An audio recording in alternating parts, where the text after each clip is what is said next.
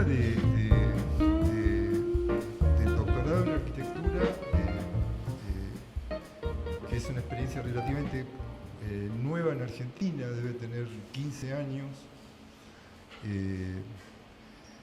bastante común en otros países. En Europa los doctorados tienen más, algunos tienen más de 100 años, los de arquitectura, en Estados Unidos, etc. En la experiencia que se pudo hacer en Argentina, en este momento hay 9 doctorados funcionando. Yo tengo relación con 7 de esos 9, y además, bueno, el de Montevideo, que aunque a ellos no les gusta, está en la red argentina, o sea, casi volviendo al momento de la secesión de Uruguay, lo hemos convertido en el 10º doctorado de una red que se llama DOCASUR.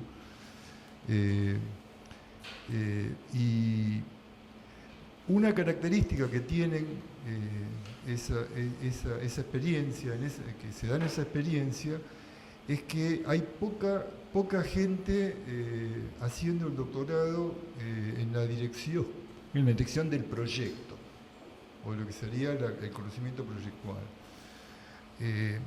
Y hay un gran porcentaje de gente que está haciendo su tesis de doctorado, digamos, con la legitimidad, por decirlo de alguna manera, que le viene dada por conocimientos extradisciplinares.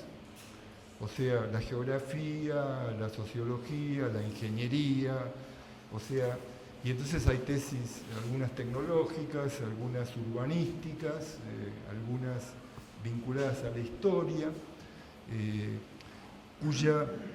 cuya característica está, incluso se las produce y se las evalúa viendo qué consistencia tiene desde esa lógica, que es una lógica científica, porque aunque sean ciencias físicas o exactas o tecnológicas o ciencias sociales, es una lógica científica.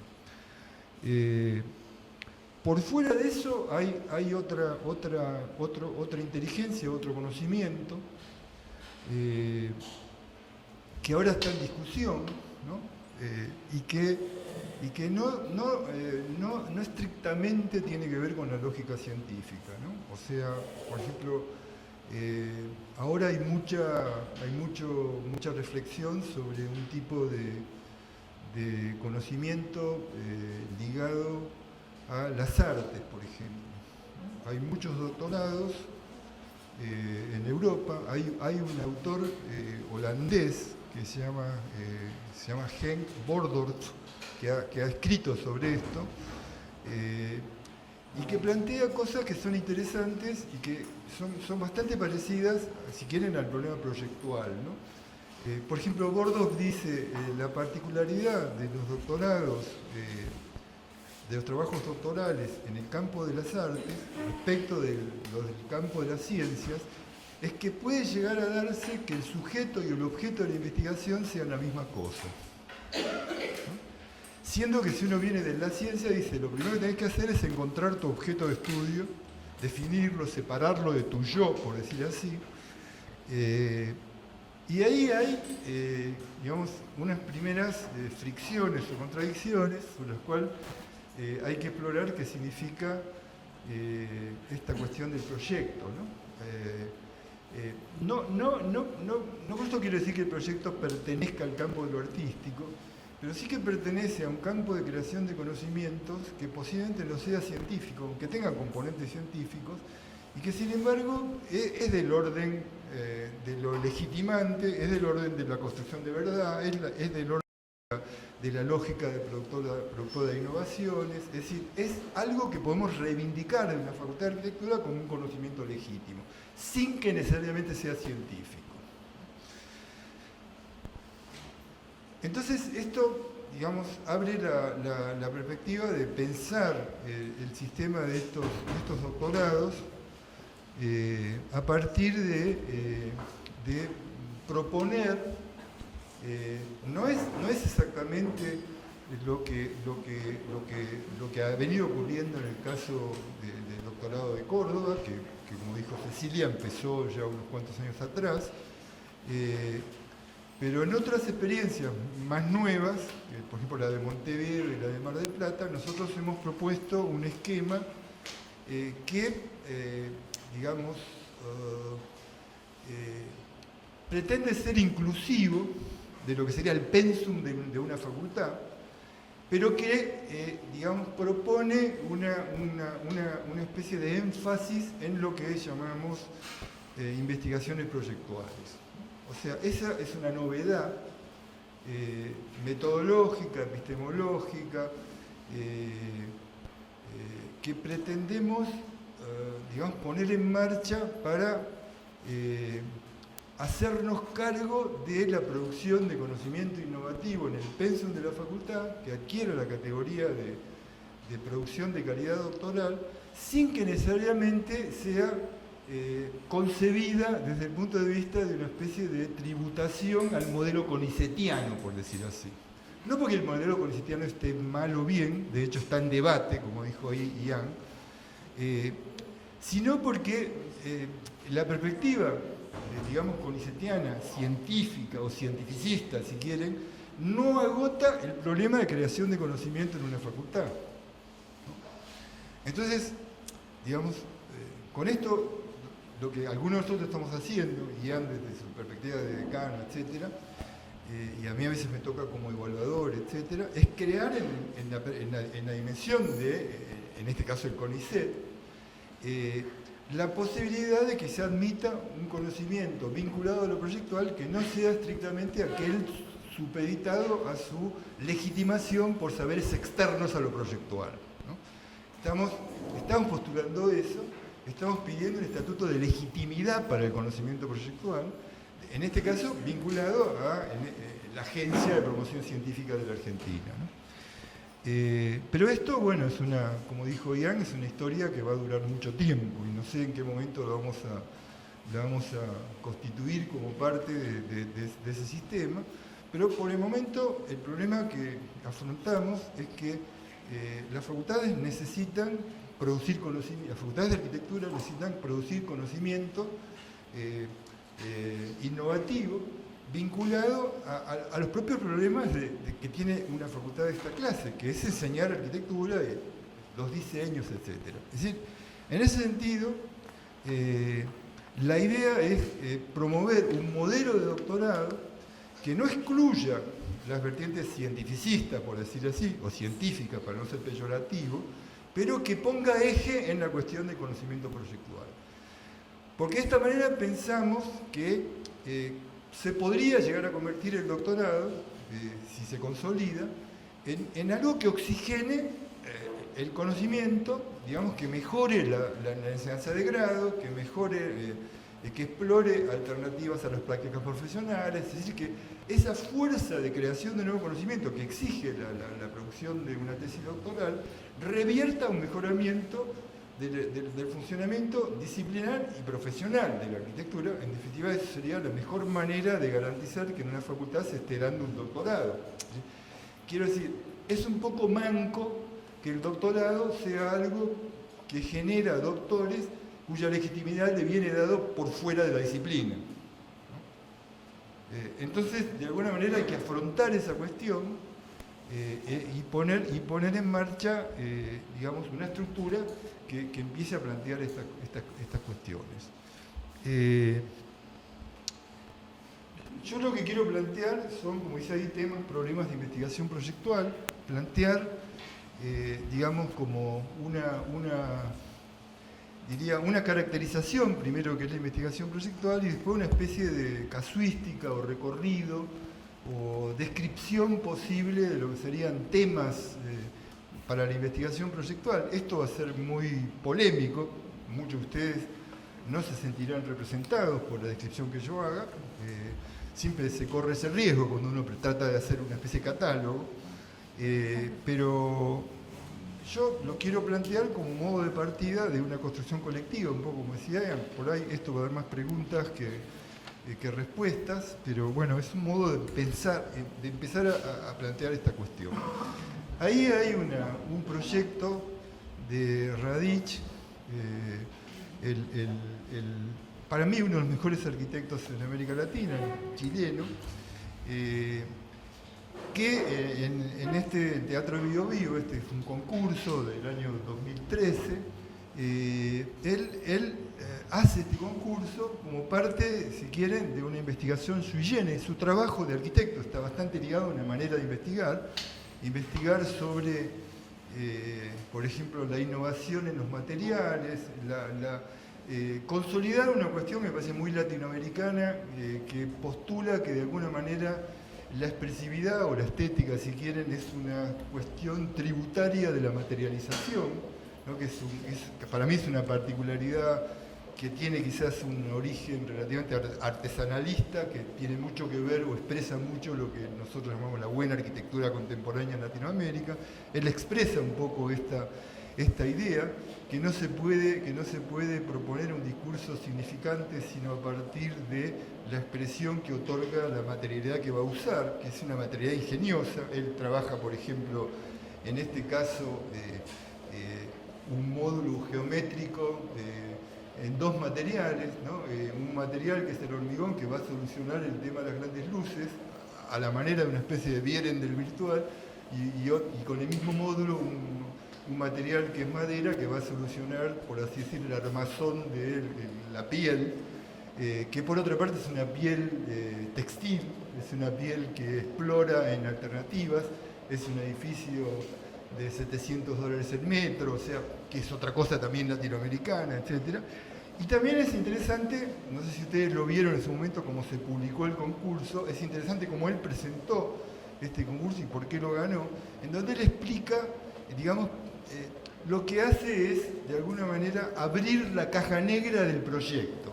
¿No? Decir por qué llegó a esta idea de proyecto de una manera relativamente lógica.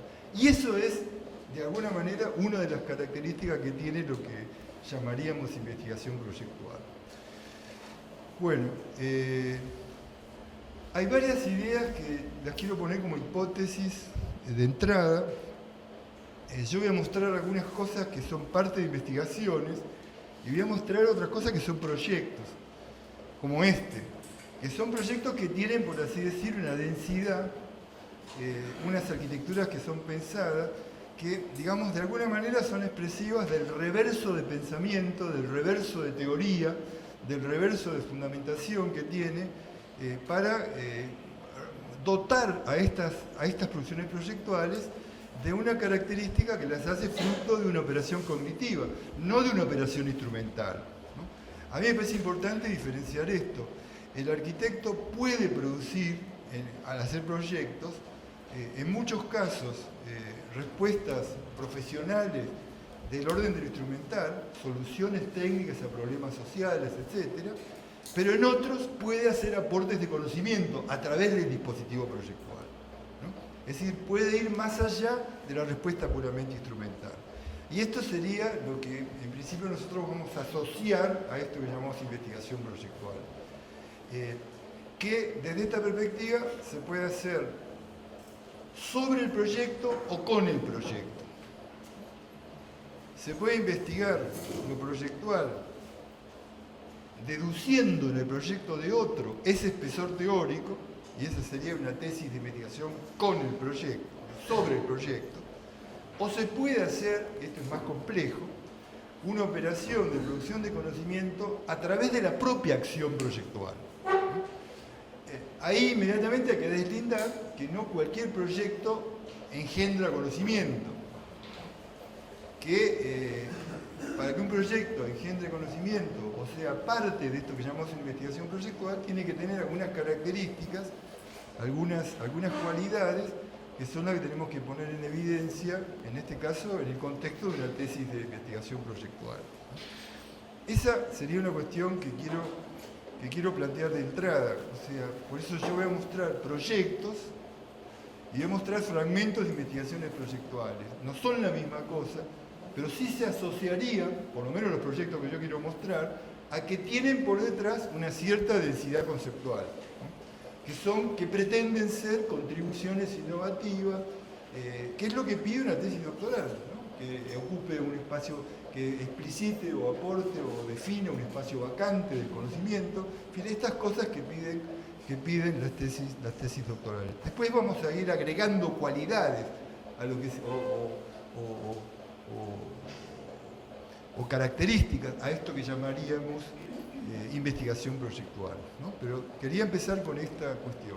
Entonces, el esquema que yo quiero plantear es primero una discusión sobre qué significa la investigación proyectual, o sea, una serie casi de axiomas o definiciones que vamos a ir recorriendo más o menos rápido.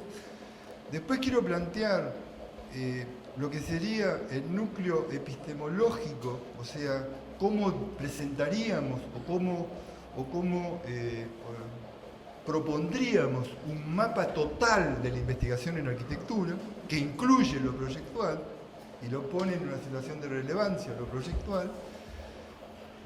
Después me gustaría asociar eso con lo específico metodológico de la investigación proyectual.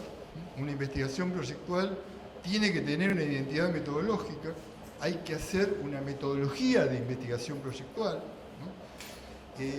Y por último, lo que quiero es recorrer este catálogo de temas posibles de investigación, que puede que sea la instancia en la cual podamos abrir más polémicas, ¿no? No porque las otras no lo sean, pero esas me van a resonar más cercana a cuestiones del interés de cada uno de ustedes. Ese sería el plan de lo que yo quería plantear. Bueno, vamos pasando. Bueno, ahí lo primero es esto, ¿no? Ver qué investigar. O sea, el qué de la investigación proyectual, investigar sobre el proyecto, investigar con el proyecto. Yo ponía ahí ese libro, mío, tiene 2 o 3 años. Si ustedes marcan en Google ponen investigación, inteligencia proyectual en Google, lo primero que aparece es ese libro y se lo pueden bajar completo porque no sé por qué razón este editorial lo puso así, no lo venden sino que lo regalan. O sea, no deben poder vender ninguno, así que regalan todos. Pero bueno, lo que es un manual de investigación en arquitectura. Esto surgió de unos cursos de entrenamiento a posibles personas interesadas en investigar en arquitectura y finalmente terminó en un libro.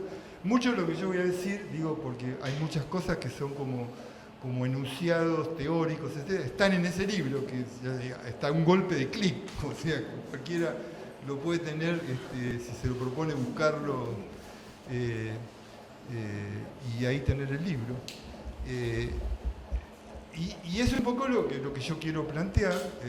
Lo que está debajo de la lámina hay muchas cosas que son proyectos que tienen por detrás una densidad conceptual que lo convierten en temas que nos pueden interesar para la investigación proyectual, ¿no? Ese es un proyecto de un urbanista francés, discípulo de Haussmann, que se llama Auguste Eyraud, que cuando se estaba pensando abrir el canal de Panamá, el tipo participa de una misión diplomática que le regalan al gobierno de lo que en ese momento se llamaba la Gran Colombia. Panamá todavía no era un país independiente, sino que dependía de Colombia. Le regalan al gobierno que lideraba un tal Ospina,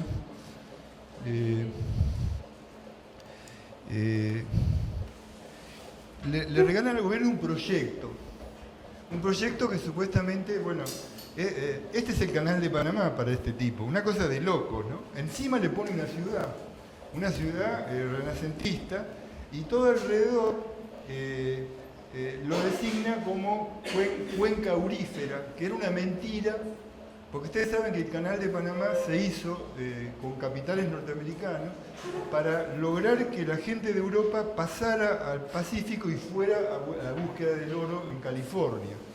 Entonces, lo ingenuo de este proyecto es que pone cuenca aurífera para que esos tipos, para atraer a la gente a venir, digamos que lo que dice este proyecto es que no hace falta ir a California, en Panamá van a encontrar oro. Y eso forma parte de un dispositivo ideológico, ¿no? Retrógrado, etc. Bueno, hay muchas cosas así que expresan esta complejidad del proyecto, esta utilización del proyecto en una dimensión, digamos, mucho más compleja que la pura producción técnica del proyecto. que esa es una cuestión que me interesa particularmente asociar a esto que llamamos investigación proyectual. ¿El de adelante de todo es? No, te lo paso. Vos lo pasás. Bueno, acá hay una serie de cosas que me interesaba plantear en esos presupuestos. Hay un campo general de conocimientos ligados a conocer las formas de asentamiento y habitación-producción, o sea, en general, los procesos de transformación de territorios, que son originalmente dominantemente naturales, según procesos tecnoantrópicos, esta aplicación de cultura y tecnología para aprovechar un territorio determinado. Ahí nosotros decimos que este campo puede ser compartido por la geografía, la antropología y la arquitectura, aunque solo esta propone conocer tal transformación con la finalidad de proponer o proyectar cambios futuros. La geografía y la antropología se ocupan de verificar cambios ocurridos. La arquitectura, como dice Simon, ese famoso teórico de la didáctica, es una de las ciencias del futuro. O sea, le interesa más la exploración de lo que va a ocurrir que el resumen de lo que ocurrió. Acá mis colegas de historia me matarían, pero bueno, en realidad es un poco así. Importa más lo que va a venir, no lo que ocurrió, ¿no? Y esto define una idea de corpus extremo de la arquitectura, ¿no? ¿Hasta dónde podemos llegar? Acá se lo ilustra con claro, en la época que Humboldt viene a América no había fotógrafo, entonces él se trae un pintor. El tipo no era un pintor de instantáneas, pero todo lo que él ve lo va documentando, ¿no? Por ejemplo, los pisos altitudinales, este es el Chimborazo. Humboldt se pasa 4 años en América y renueva la ciencia a partir de esto, que en ese libro que finalmente se llamó Cosmos. O sea, representa un poco estas visiones que vienen de la geografía y la antropología, y este es el Euralir, digamos, esa intervención de Kohlhaas, digamos, como lo que dice un surfer del proyecto, ¿no? Alguien que hace un proyecto que acomoda los intereses de los múltiples sectores que intervienen en esta especie de ojet-trouvé territorial, ¿no? Ahí llega el tren, otro tren, etcétera, crea un espacio de transición, etcétera, y lo que hace Kohlhaas, y es interesante porque me parece que es una manera de proyectar innovativa, es decir, yo no puedo decidir nada, lo que hago es conciliar intereses, y esa es una manera de entender una dimensión teórica del proyecto en este caso. La siguiente. La forma técnica y cognitiva de esos cambios territoriales, en términos generales podemos llamarlos proyectos, que a su vez pueden caracterizarse según escalas o tamaños de actuación, desde el territorio de los utensilios, pasando por organizaciones urbanas y formas habitativas, residenciales y productivas. En este enfoque, el proyecto se presenta como forma de conocimiento e instancia de experimentación tentativa de prever mediante modelos analógicos y verosímiles la clase de cambio o ajuste necesario en el hábitat persistente. Esto es importante porque, digamos, toma el modelo analógico, la célebre perspectiva, no como mecanismo de representación, sino como mecanismo de cognición. La construcción de una analogía con un fenómeno real y su posible transformación es una operación cognitiva, no necesariamente es una operación representativa, o no es únicamente una operación representativa. Y esa es una enorme novedad que hace que haya tanta teoría hecha sobre la importancia que tuvo el mecanismo representativo analógico de la perspectiva para crear no modos alternativos de representar, sino modos alternativos de proyectar. Y es la discusión que hay ahora de cómo los modos digitales de representación van a posibilitar probablemente un modo alternativo de proyectar, no solamente un modo de representar. Esto conlleva factores de racionalidad, cálculo, evaluación in antis de efectos sociales, etc. Es decir, todos componentes clásicos de protocolos científicos de generación de nuevo conocimiento. Cuando se hace esta operación que llamamos proyecto, se cumplen instancias de experimentación, se trata de prever una transformación para adelante y se hace con una cantidad de cuestiones que tienen un correlato con lo científico. Acá hay, por ejemplo, esas alternativas de proyecto de François Roche, que hace proyecto deductivo, ¿no? digamos, como diciendo, el proyecto está implícito en los pliegues de territorio, ¿no? Usando a Deleuze, toda esa filosofía territorial, que también le otorga al proyecto, obviamente, una dimensión experimental. Esto no es un proyecto, diría, que responde a una necesidad específica en orden técnico, sino que es un proyecto, es una actividad proyectual que engendra conocimiento. En este caso, por ejemplo, cómo un territorio en sus plegaduras implica la posibilidad de construir adaptaciones para recibir funciones. No le interesa lo funcional, ¿no? Le interesa la plegadura territorial como prefuncional.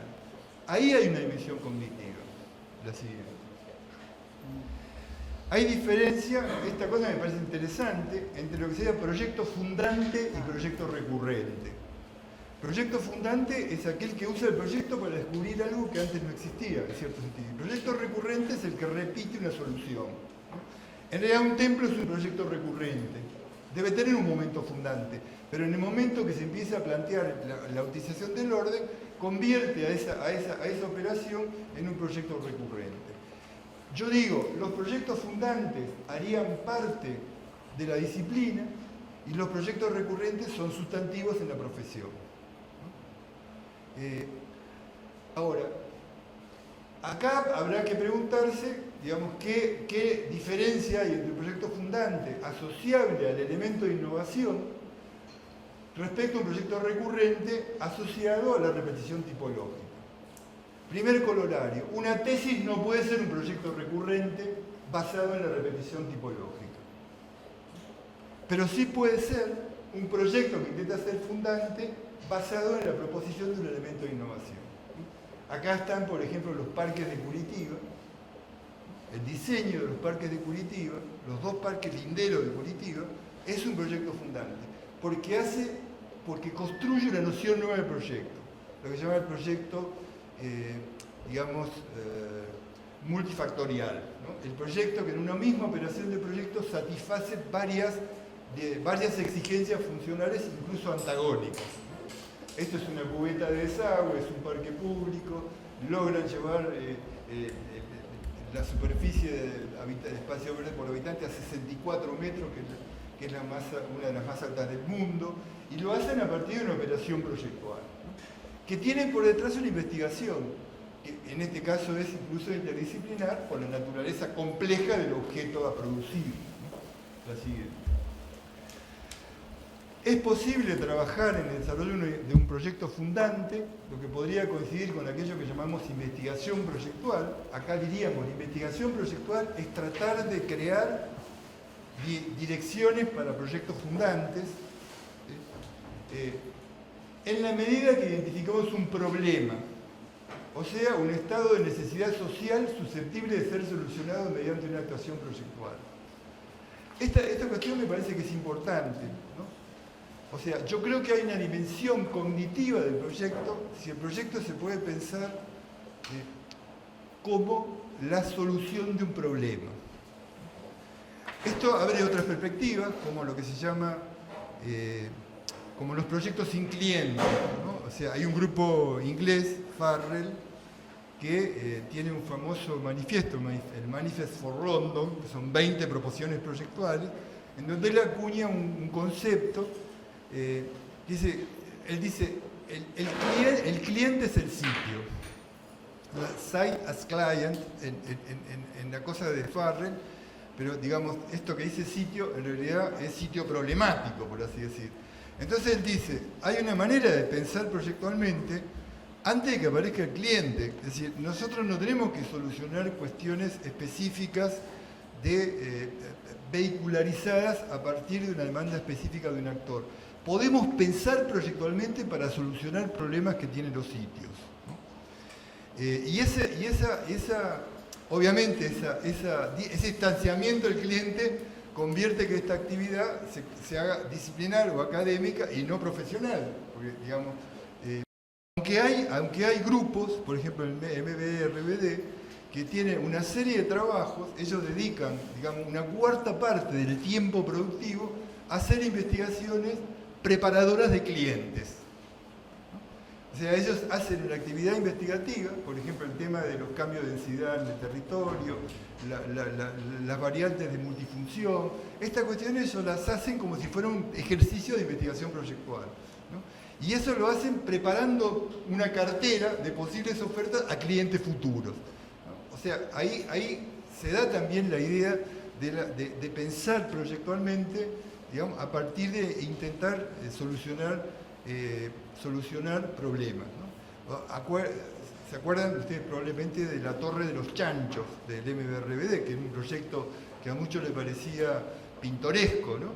Un edificio en altura de 20 pisos, en donde están los chanchos, ¿no? Que, digamos, los chanchos tienen la mejor visión, es como si vivieran en un condominio de lujo, tienen la mejor visión del paisaje. Todo el mundo decía, qué irónico este proyecto, están poniendo los chanchos en lugar de la gente de mucha plata, etc. La base de la idea era controlar el orín de los chanchos, porque amoniza el suelo. Y como Holanda es un país contra natura, el 90% de Holanda está bajo el nivel del mar, es un país bombeado, no se puede correr ningún riesgo con los acuíferos. Entonces, una idea es sacar a los animales, cuyas micciones no se pueden controlar, y ponerlas en un lugar que no infiltre el suelo. Entonces, ese no es un proyecto loco, es un proyecto que resulta de una propuesta de investigación, ¿no? Entonces, esa es un poco la idea de plantear la asociación de proyectos fundantes, proyectos fruto de una investigación proyectual, con la solución de un problema. Es lo mismo que viéramos, por ejemplo, cuestiones, digamos, categoriales, ¿no? O sea, por ejemplo, si nosotros nos planteáramos distintos escenarios de la vida social, ¿no? Y digamos, por ejemplo, la inseguridad. Bueno, para la inseguridad vendrá un referente del campo normativo o del derecho, la jurisprudencia, que va a tener una manera de pensar ese problema a partir de la norma, la regulación del delito, etc. O podemos tener un tipo que venga del campo policial y decir cómo hay que reprimir eso para que haya más seguridad. Bueno, esos temas podrían ser pensados en la división del saber desde el punto de vista proyectual. ¿Qué podemos decir desde el proyecto, por ejemplo, respecto a la inseguridad? Más allá de poner rejas a todo, que es la solución, digamos, más ligada a la cuestión del cliente, etc. Pero con esto lo que quiero decir es que hay dimensiones de pensamiento que se dan en lo proyectual que habría que incluir con un nivel categorial semejante al de los otros campos que suelen hacerse cargo de estos temas o megatemas o grandes problemas. La siguiente. No, me parece que es la 5, pero podemos saltear una o dos, porque así vamos más rápido y tampoco va a cambiar mucho. Acá, bueno, el tema es esta idea de la ciencia del futuro, ya lo dijimos. Lo que importa es no tanto las transformaciones producidas, salvo que sea un antecedente, sino las transformaciones a producirse. Es decir, ahí aparece esa idea de un saber hacer lo que aún no existe, que es una cuestión bastante importante desde el punto de vista de nuevo conocimiento, un saber hacer lo que aún no existe. Eso podría asociarse a la disciplina de la utopía, etc., pero en realidad ese es un compromiso de la investigación proyectual, ¿no? La siguiente. Después, bueno, el conocimiento en general es procurado por la acumulación de evidencias y comprobaciones experimentales, resultante de tareas que solemos llamar de investigación. A menudo la investigación se apoya en construcciones teóricas que resultan de trabajos previos que le dan un marco referencial a una nueva investigación, y entonces nuestra investigación trata de producir avances fuera de las fronteras de esa plataforma teórica existente. Hay que decir que esto en arquitectura es muy débil. Es muy difícil. Por ejemplo, en psicoanálisis está claro que hay que trascender a Freud, en otro momento hay que trascender a Lacan. En arquitectura hay que trascender a quién, desde el punto de vista de lo que sería el estatus del conocimiento teórico, ¿no? Entonces, esta cuestión es una debilidad. No lo fue en otros momentos históricos, Hay momentos de la arquitectura del siglo XVIII, por ejemplo, muy seguros, porque tienen mucha teoría, y hay momentos de más incertidumbre, como es el presente proyectual, ¿no? Pero esto, en todo caso, hay que tenerlo como evidencia, ¿no? Nosotros en las tesis de los doctorados vemos que, por ejemplo, las bibliografías, o el estado del arte, o toda la discusión que se plantea de autores, es muy ecléctica. Nadie se revela como discípulo de alguien. Entonces, y eso en las ciencias normales, quiero decir, aquellas que tienen que ver con la física, con la matemática, con la biología, siempre el nuevo conocimiento es un pequeño salto de frontera de un estatus ya estructurado. Esto en la arquitectura es un problema. La siguiente. Después, bueno, acá hablamos de si hay un campo propio del conocimiento proyectual, que es esta idea de trascender ese campo, y que, en cierta manera, a partir de ese propósito, existen construcciones teóricas emergentes del conocimiento proyectual, ¿no?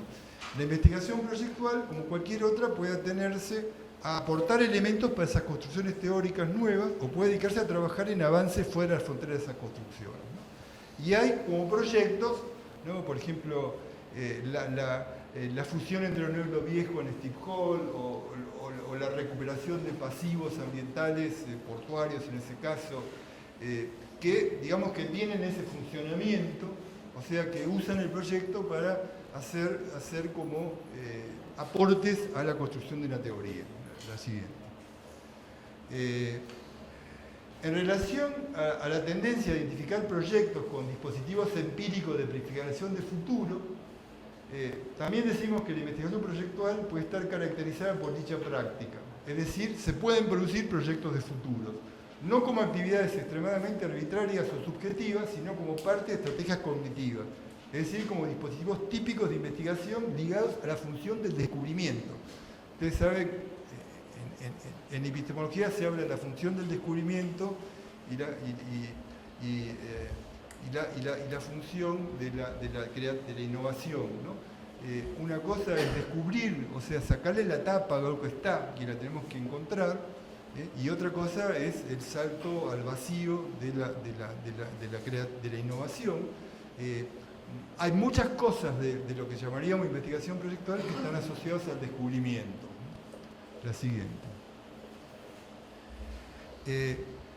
Es importante insistir en el acople de proyecto como solución y demanda, necesidad o deseo instalado en el hábitat social como problema.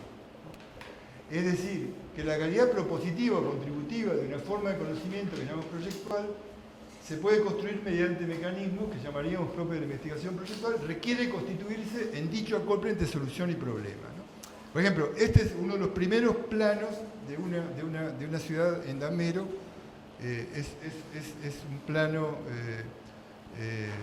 de México muy pocos años después que llegara Cortés.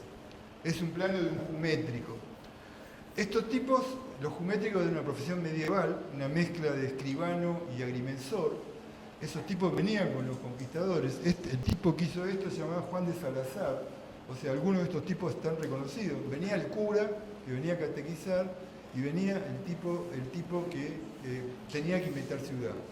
Este tema es un tema clásicamente proyectual. La función de los tipos que lo hacían esto, eso que llamaban jumétricos, si quieren son nuestros abuelos, desde el punto de vista disciplinar, era esencial porque estos tipos tenían que responder a la necesidad. Ustedes saben que la producción de ciudades, se hicieron 1.400 ciudades en 120 años, ¿no? De las cuales 1.100 todavía están, llegaron hasta hoy. Esas ciudades es la primera operación de capitalismo comercial de la historia, porque esas ciudades se crearon como el dispositivo de conquista y colonización, pero también se crearon como mecanismo para devolver el dinero a los prestamistas que financiaban las expediciones. Esas ciudades se hacían como el bien que se produciría para devolver los créditos que lo prestaban básicamente prestamistas alemanes, genoveses, algunos florentinos, algunos ingleses. Ahí ustedes recordarán a los Fugger, por ejemplo, los Walser, que son grandes familias banqueras. Esos tipos le prestaban dinero al rey. Ahora, ¿cómo garantizaba el rey que le iba a devolver ese dinero? Con tierra. Por eso es una típica operación actual. Esa tierra, ¿qué tierra era? Era tierra urbana. ¿Y dónde estaba? Era tierra que no existía. Estos tipos la tenían que inventar. La tenían que inventar con módulos de 100 varas castellanas, divididas en cuartos. Cada cuarto se llama un solar es un cuarto de manzana. Esa era la moneda de cambio. El préstamo, si tuviéramos el lenguaje BIP, BN34 de los Fugger, se tenía que responder con 34 solares en 3 ciudades. Entonces el rol de estos tipos era importante, porque estaban creando algo inexistente, estaban decidiendo dónde, sin ningún elemento tipo GPS o algo, a ojo. No se equivocaron casi. Imagínense ustedes metidos en el territorio virgen decidiendo cómo va a ser una ciudad, si esa ciudad no se va a inundar, etc. Estos tipos lo hacían, y esta es una clásica operación del orden de la investigación proyectual, del orden de otorgar a ese hecho final, que es el proyecto, no solo una responsabilidad fundamental, porque era lo que garantizaba la devolución de ese dinero, ese capital financiero, sino además la producción de un objeto de futuro, que perdurara. La siguiente. Hay una escasa consolidación de las construcciones teóricas propias del conocimiento, o sea, no tenemos física cuántica, no tenemos matemática difusa, no tenemos biología del ADN, etc. Tampoco tenemos teorías como las del Estado, la del mercado, es decir, que no tenemos nada. Lo cual es problemático, ¿no? Y esta idea de tener una teoría general del hábitat, que sería un deseo, ¿no? Si tuviéramos un Saussure, un Freud de la disciplina, tendría que existir estos aparatos, no lo tenemos. Porque claro, es más fácil investigar con esta existencia, ¿no? Es más fácil irse un poquito más adelante de la física cuántica, que además es un poquito más adelante de la física de moléculas y un poquito más adelante de la física de la relatividad, ¿no? O sea, todo avance sobre construcciones teóricas. Ese es un problema.